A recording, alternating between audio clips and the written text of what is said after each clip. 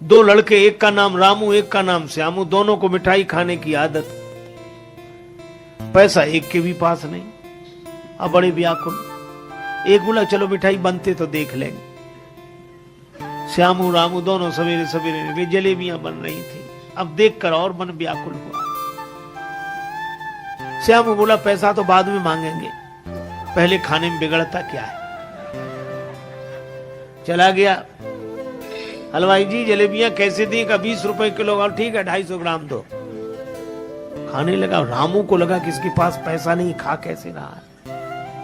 थोड़ी देर तो उसने धीरज रखा। उसने सोचा जो इसका होगा सो हमारा होगा, हम भी चलते हैं। उसने भी उसी तरह पूछा कि जलेबियां कैसी दी? 20 रुपए किलो, 250 ग्राम दो। खाना शुरू किया। तब तक श्यामू खा चुका था। श्यामू उठकर खड़ा हुआ। हलवाई ने कहा पैसे? श्यामू बोला काहे के पैसे? आते ही 10 का नोट दिया। याद नहीं रखते हो? ऐसे ही दुकानदारी करते हो? अब हलवाई कहे कि नहीं दिया है और श्यामू कहे कि दिया है। रामू ने सोचा मौका अच्छा है। वहीं से बैठे बैठे बोला हलवाई जी इस झगड़े में हमारा 10 का नोट मत भूल जाना।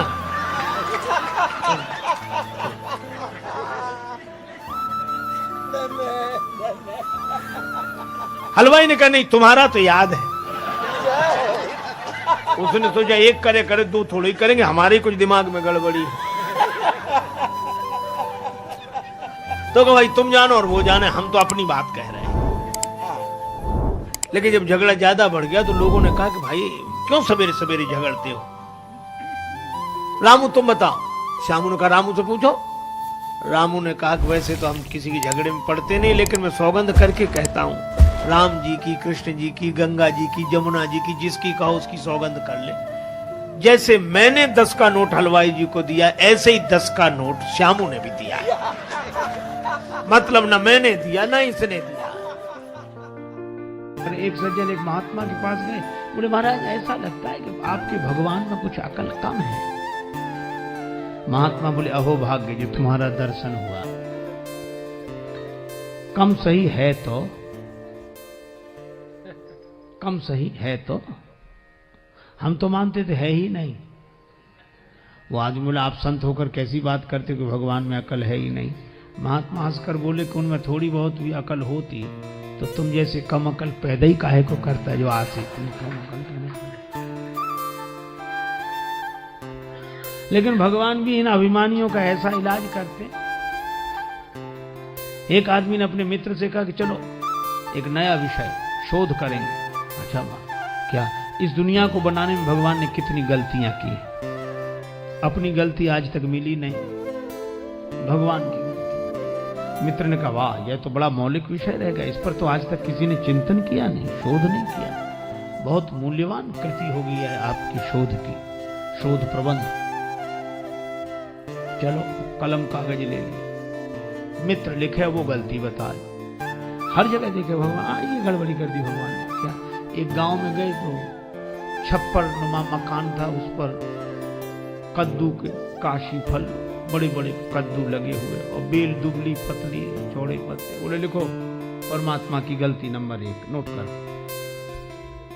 इतनी दुबली पतली नाजुक सी बेल, इसमें इतने बड़े बड़े फल हैं, इससे समझ में आया वो बेअकल है। छोटे छोटे फल लगाने, बेल जितना सहन कर सके इतना बड़ा फल लगा दिया। मित्र ने कहा वाह कमाल कर दिया, क्या सोच है। नोट कर लिया। कुछ दिन बाद फिर घूमते हुए निकले से एक बगीचे में पड़े थे आम के पेड़, आराम करने से ऐसे सो गए। ऊपर देखा कच्चे हरे रंग के आम लगे थे। अरे बोले देखो परमात्मा की गलती नंबर 2। इतना बड़ा विशाल वृक्ष और इसमें इतने छोटे छोटे फल हैं, इससे समझ में आया को बेअकल है। मित्र ने कहा वाह यह भी बिल्कुल बिल्कुल।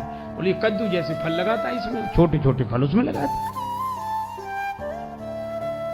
मित्र ने नोट। अब देख रहे थे ऐसे, भगवान ने भी सोचा कि इसको जरा समझा दें।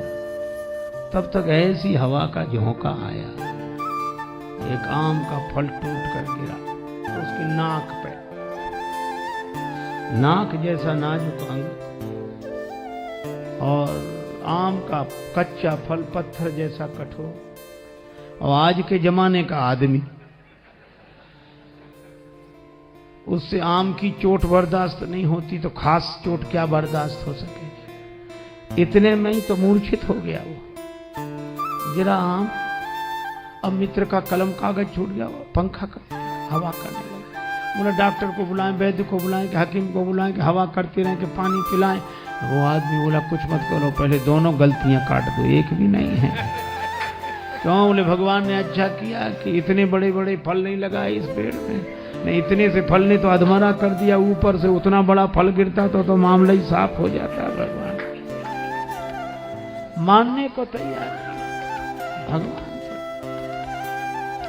तो अभिमानी से बड़ा कोई अनाथ नहीं होता जो भगवान को न माने। और इसलिए रामचरितमानस में दो अनाथ हैं इस दृष्टि से। विश्वामित्र जी बोले एक हम, दूसरा बाली। और बाली ने भी यही कहा था कि जो कदाच मोहि मारी हैं तो पुण्य हो सनाथ। अभी तक तो मैंने किसी को नाथ माना नहीं, पर राम जी बाण मारेंगे तो मैं सनाथ हो जाऊंगा। सनाथ कैसे हो जाओगे? कहा अगर मैं अपनी मौत मर कर जाऊंगा तो हिसाब किताब हमारा होगा।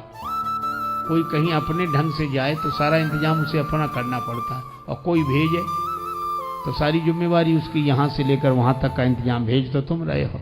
बाली ने कहा कि जिंदगी भर भगवान को माना नहीं, ऐसे मरूंगा तो अनाथ होकर जाऊंगा, और राम जी बाण मार कर भेजेंगे तो जिम्मेवारी उनकी रहेगी, मैं सनाथ हो जाऊंगा। जो कदाच मोहि मारी हैं तो पुण्य हो सनाथ।